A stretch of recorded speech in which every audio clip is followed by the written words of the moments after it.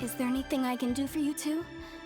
I'm afraid that Wangsheng funeral parlor isn't in the best state to receive guests. We've come to see Zhongli. Could you please tell him we're here? Unfortunately, Zhongli isn't here at the moment. It seems he went to Northland Bank. Doesn't the Northland Bank belong to the Fatui? Last time we saw Zhongli was before we went to the Golden House. Do you think he doesn't know about the attack on Liyue? Visiting the Fatui at a time like this could only mean more trouble. We had better go and make sure that everything is okay.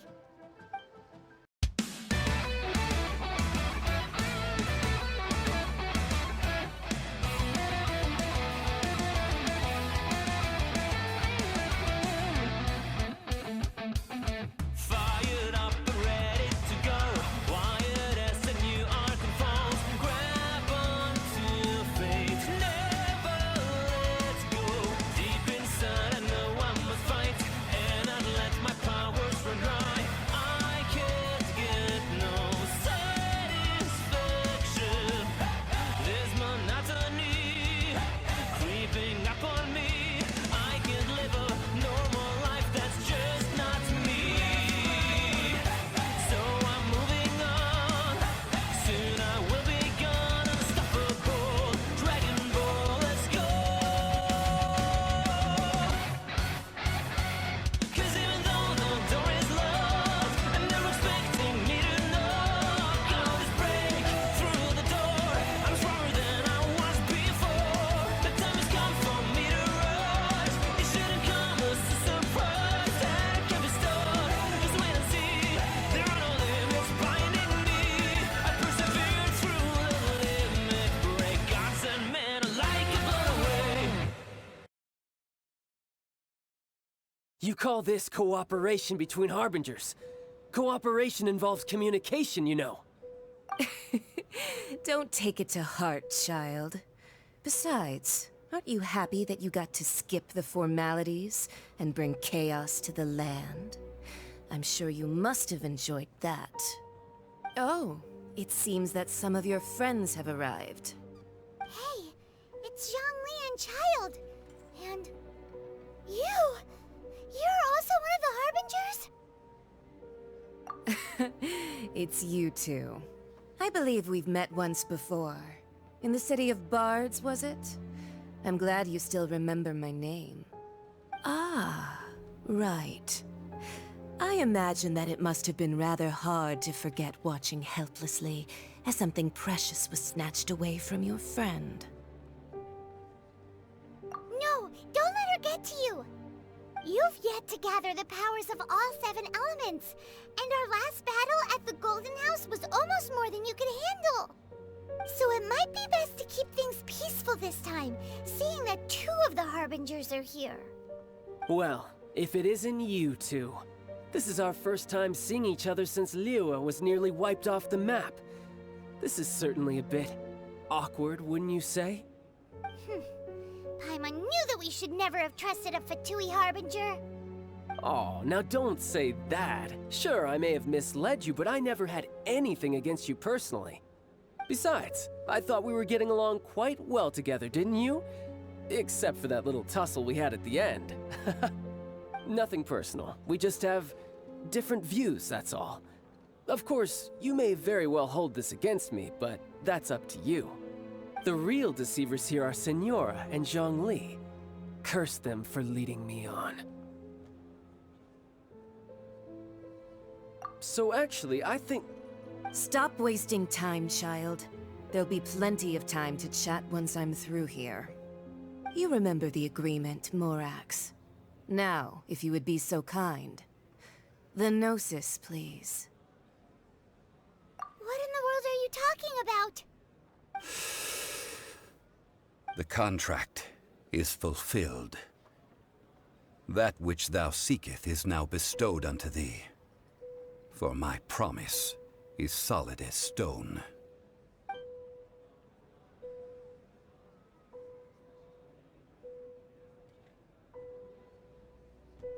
How sanctimonious.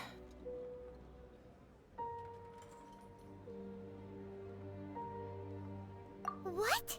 So you're the Lord of Chiao?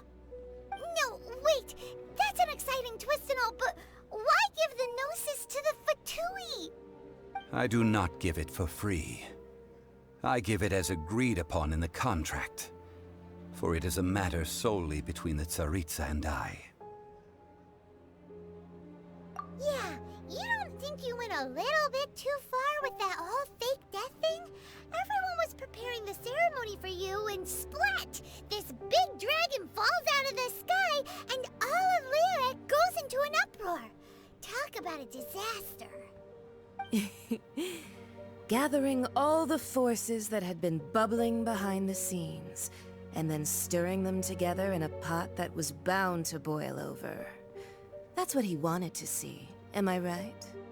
Wait, what? Perhaps it's best that I explain. As you know, I've dwelt upon this world for more than 6,000 years. I witnessed the founding of Liyue, together with the Adepti 3,700 years ago. Even boulders that can withstand whirlpools will erode with the passing of time. I kept convincing myself that cracks had not begun to form, and that the end of my time had not yet come. Until one drizzly day, as I was strolling along the harbor, I heard a merchant tell one of his workers, "You finished your duties. Go ahead and call it a day." I stood motionless among the crowds, asking myself, have I already finished my duties? Oh, Zhongli. But as I began to consider relinquishing my divine role, I soon discovered that many reasons still remained to not hastily depart. Was Liyue, the city I had dwelt in for so long, already prepared to enter its next age? I decided that a test was needed in order to reveal the answer. So I feigned my own death, and gathered the cast of Child, the Adepti, and the Liyue Chising to play their roles together on the stage that was Liyue. Indeed I was. The gnosis which I had kept for so many years suddenly seemed to have lost its meaning. That's right, which is why I continued to safeguard the gnosis until now. So you mean that if the chaos ever reached the point of no return, you would simply appear and use your divine powers to bring Liyue back under control? Of course, and it would have been all too easy for him too. Just as a child quickly matures after losing their parents, so has Liyue matured when faced with the death of its deity. I was pleasantly surprised with the finale of the show that you all put on. Why, you even deserved an encore. The Adepti deserve the greatest applause, considering their years of seclusion. They hardly recognized the city, yet faced with such a crisis, they exerted the greatest amount of restraint. Not only did they manage to cooperate with the Chising, but in the end, they even tried to understand the heart of the people. And hats off to the emissary dispatched by the Cryo-Archon to fulfill our contract, Signora. She managed to keep everything she knew in strict confidence, far from the eavesdropping ears of her colleague Child, just as I had requested. All the while, I carried on as Zhongli, and fulfilled the traditions of Liyue in this mortal form. Thank you for walking that path with me, Traveler. These things were all a part of my script. The only unforeseen plot twist was the conduct of the Liyue Chising. I had expected them to do no more than the Adepti, to come to the defense of Liyue. But when all was said and done, they seized the opportunity to supplant Liyue's divine protectors, and used the subsequent power vacuum left by my death to quickly gain complete control of Liyue. Huh? That doesn't sound good at all. On the contrary, I think it is excellent. I had always feared that it was too soon for them to take over from me. And it was also that which I longed for the most. As such, this is the best parting gift anyone could have given this god of old. Hey, what about me? Doesn't anyone feel the least bit of remorse for deceiving me? You've practically kept me in the dark. I think that thanks would be more appropriate. You certainly played no small part in all of this, wreaking havoc and turning the city upside down. The Lord of Geo ought to thank you for your performance, if anything. If you hadn't created the pressure of a battle between mortals, adepti, and a god, the lump of coal resting in the hands of the Geo Archon, Liyue, would never have been able to become a dazzling diamond of a city. Huh? Just whose side are you on, mocking me like that? Are you itching for a fight? Hey, haven't you learned the Liyue saying, don't always call it as you see it? Well then, with the Gnosis in my possession, I have no use for such idle chatter. We should return to Zapoljarny Palace and seek an audience with Her Majesty, the Tsaritsa. Come, child. Fine. I'll meet you there later. I'm not sharing a boat with the likes of you. Do as you wish.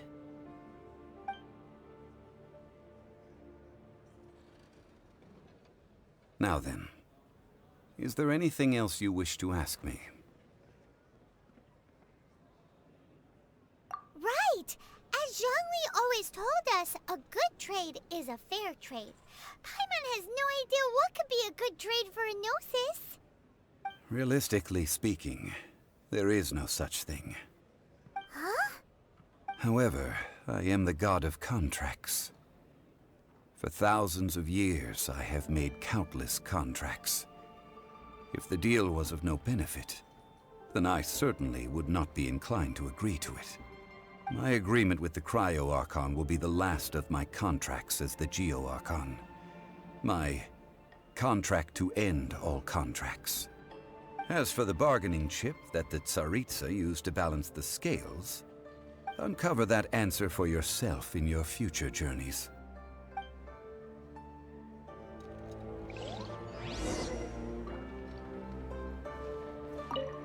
Paimon can't absorb so much information at once. So, Zhongli, what sort of contract did you sign with the Cryo Archon? Paimon's so curious. One of the clauses of our contract was not to divulge any of its contents. Ugh, you're so petty.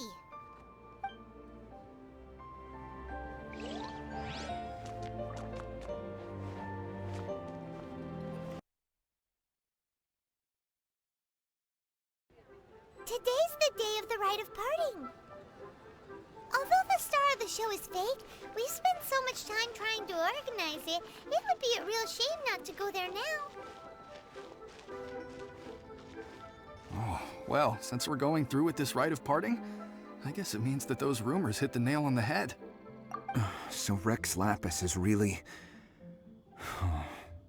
But they didn't catch the culprit, did they? Oh, come on. Do you think that the assassin could have been a normal person? You know what I think? I don't think any of the gossip on the streets you hear from those shady types is worth anything. There's only one real possibility in my mind. I've heard that the assassin was that Fatui fellow. Youngish, pretty high in rank. I think they called him Child. The Fatui? They certainly are very suspicious. Who knows what those greedy, crooked folks... Shh! Lower your voice. If the Fatui catch you in their sights, Rex Lapis won't be around to protect you this time.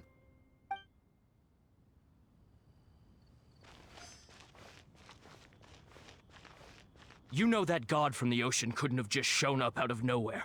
I mean, it's been 2,000 years since Rex Lapis subdued it. Yes, and to think that this happened right on the heels of the incident with Rex Lapis, too. Say, do you think the person who assassinated our lord and released that evil god might have been one and the same?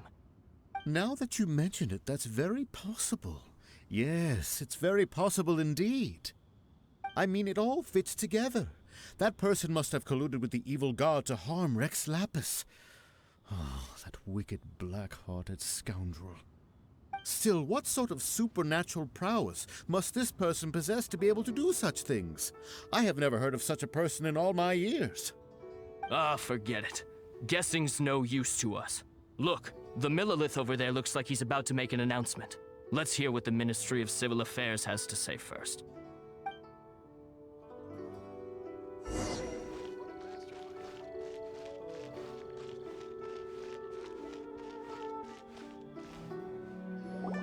Hear ye all, the Qixing's words. Though a dragon soars ageless as the mountains, it too must return to dust. This is common knowledge. Gods and Adepti live glorious lives, but both light and shadow have their season. So too must they face divinely appointed trials. Rumors and hearsay abound on the streets that Rex Lapis was murdered. Now, let the truth be revealed. Having been thwarted in his trial, Rex Lapis's soul has recouped the celestial heights. He beseeches the people of Liyue to grieve not and to let not their hearts be saddened. Nor are they to believe street-born rumors or indulge in baseless speculation.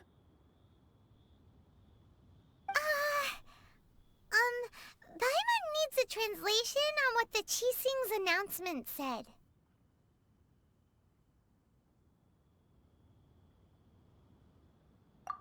So that's how they're spinning it. Something feels off. Why would they suddenly give up looking for the murderer? Not to mention how this excuse sounds like something they just made up on the spot. Could the Qixing already have known that Rex Lapis wasn't dead? But Zhongli said that neither they nor the Adepti knew anything. Did Zhongli tell them in secret after his gnosis changed hands? Exactly, right? Ooh, seems like the Rite of Parting has been going on for a while now. Let's go have a look.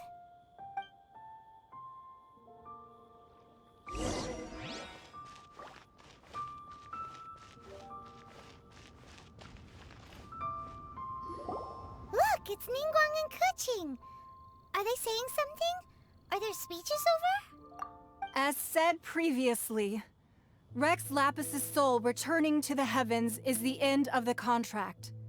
And it is also the end of an era.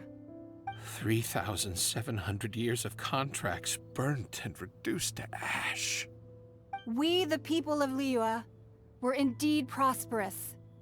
But blinded by our prosperity, we forgot that time can be pitiless.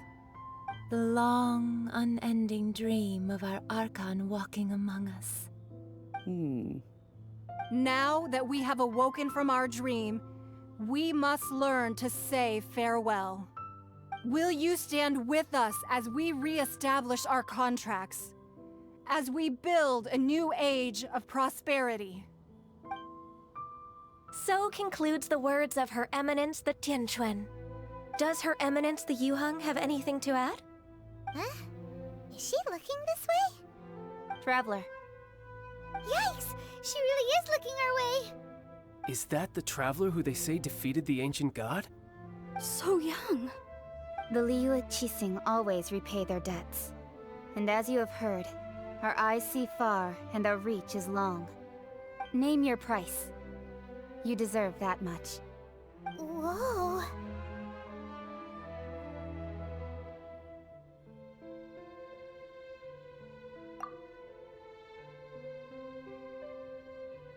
Well, could you help me put up some missing person posters?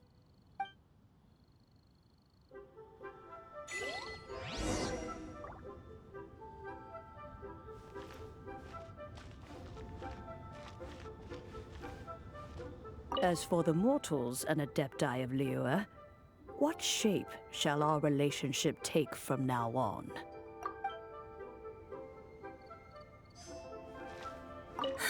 And to think I'd put my best perfume on before coming here, thinking you'd like it. But it seems as if those perfumes really were meant to be offered to Rex Lapis. Well, that's fine. Suffer no rivals in love, they say. And that's 3 gone in 1 stroke.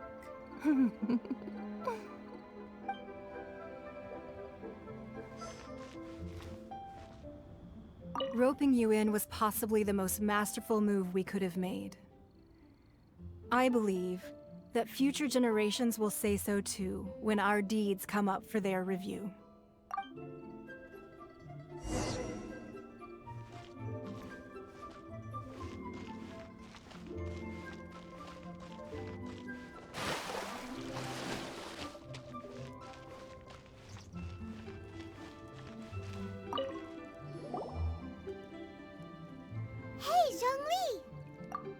this.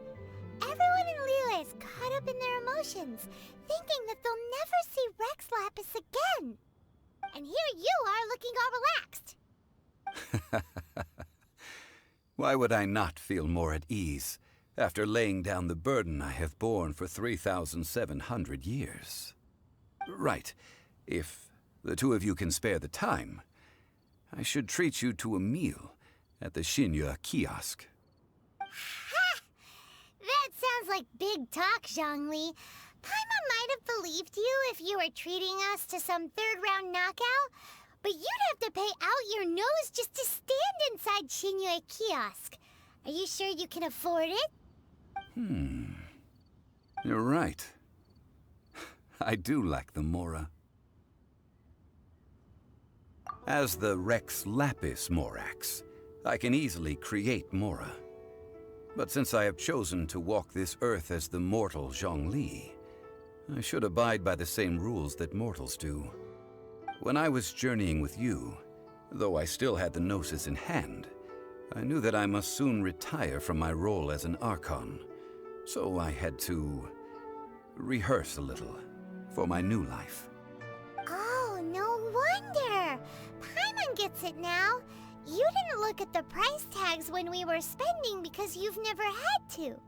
But since you weren't used to not being able to just make more Mora as and when you wanted to, you had to try becoming a parasite to society who lives off of other people's credit. Well, we were only spending Fatui money. You don't have to say it like that. In the City of Commerce, we do not merely exchange money or goods. We also exchange knowledge, memories, and foresight, as well as positions, roles, and lives. The Archon Morax could never experience life as the true mortal Zhongli could, no matter how many times he descended to be with his people. I must thank you for that. I will treasure the memories that I made as Zhongli, traveling the streets of Liyue with you. That is true. But there is no journey that does not end. No meetings without partings. Paimon thinks that we should make a move and continue our search for the Seven. I fear that continuing your journey may be difficult. The nation that neighbors Liyue by sea, Inazuma, is presently closed. Yes, the nation has been closed by order of its deity, the Electro-Archon Ball. And just as the people of Liyue preferred to call me Rex Lapis, she too goes by another name among locals in Inazuma. Paimon thinks we've heard that one before. Raiden? That is the case. And since Raiden is also the shogun of the Inazuma Bakufu, people call her the Raiden Shogun. That said, though people at the wharf were saying that the situation in Inazuma is very tense, Paimon doesn't remember that always being the case. It wasn't that bad last year. Zhongli, since you're Rex Lapis, shouldn't you know something about what's happening there? Just how did Inazuma become a closed nation? It's because of visions. Visions? When faced with circumstances beyond their control, humans often bemoan their lack of power. But if a person shows true strength of will at a desperate and fateful moment in their life, the gods will look upon them with favor. This is what visions are. Magical foci bestowed upon those who have been acknowledged by the gods. Uh-huh. That's how people in Teyvat see it. But starting from last year, the Raiden Shogun began promulgating the Vision Hunt Decree. Vision Hunt Decree? Yes. It was an order to seize all visions within Inazuma's borders, and to inlay them upon the hands of a statue of the 1,000-armed, 100-eyed god. They want to seize visions. But why? Aren't visions blessings from the gods? I should think that in the Raiden Shogun's eyes, it is precisely because they are divine blessings, that they should be under the sole dominion of divinity. Whoa, that's harsh. The Animo Archon is the god of freedom, and the Geo Archon is the god of contracts. For her part, the Raiden Shogun is the god of eternity.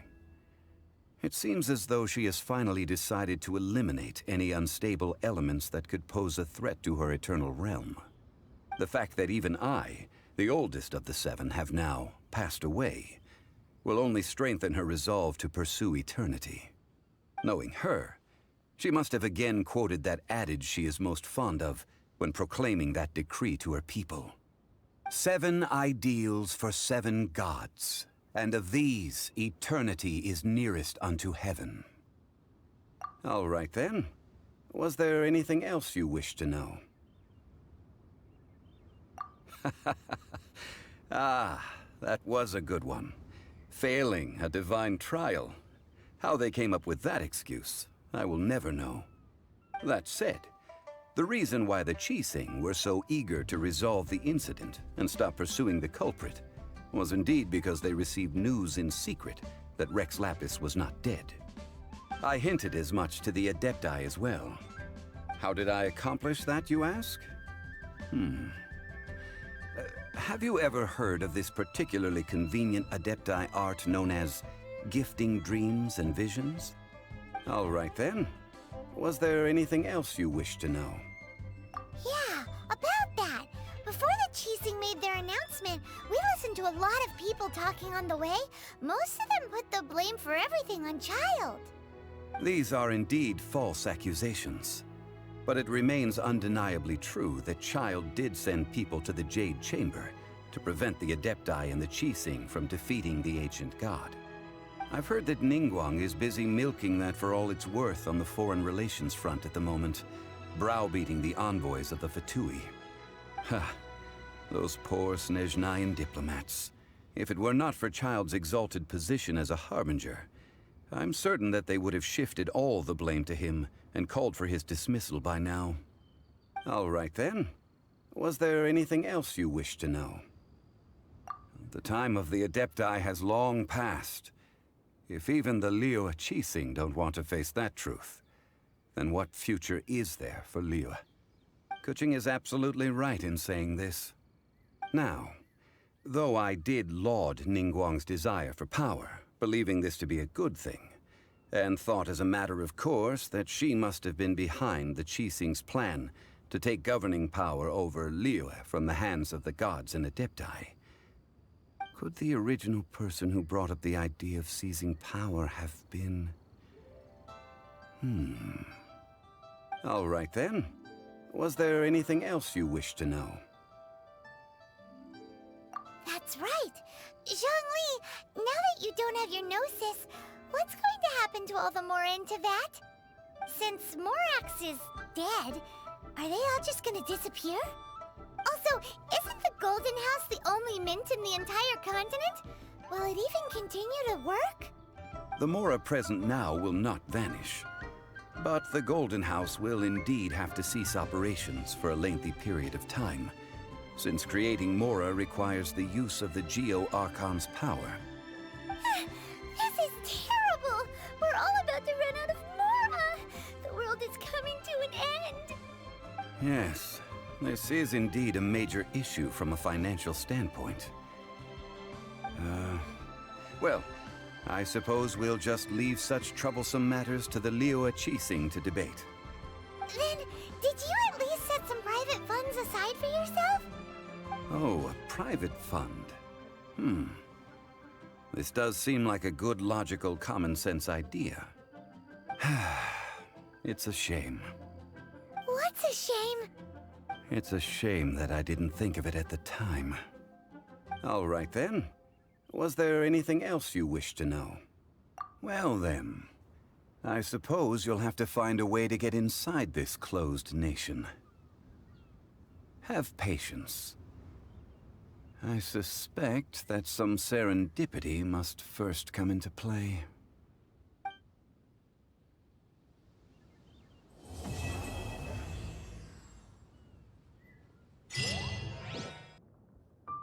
think that the Geo-Archon had signed a contract with the Cryo-Archon. I wonder what the contents of their agreement were. Paimon doesn't care who you are. Making a deal with the Tsaritsa is super dangerous. Be that as it may. Since Morax is the god who understands the basis of contracts the best, he's definitely given this some thought. Well, that's true. Morax himself called it the contract to end all contracts. I trust that we will witness the truth and its denouement play out.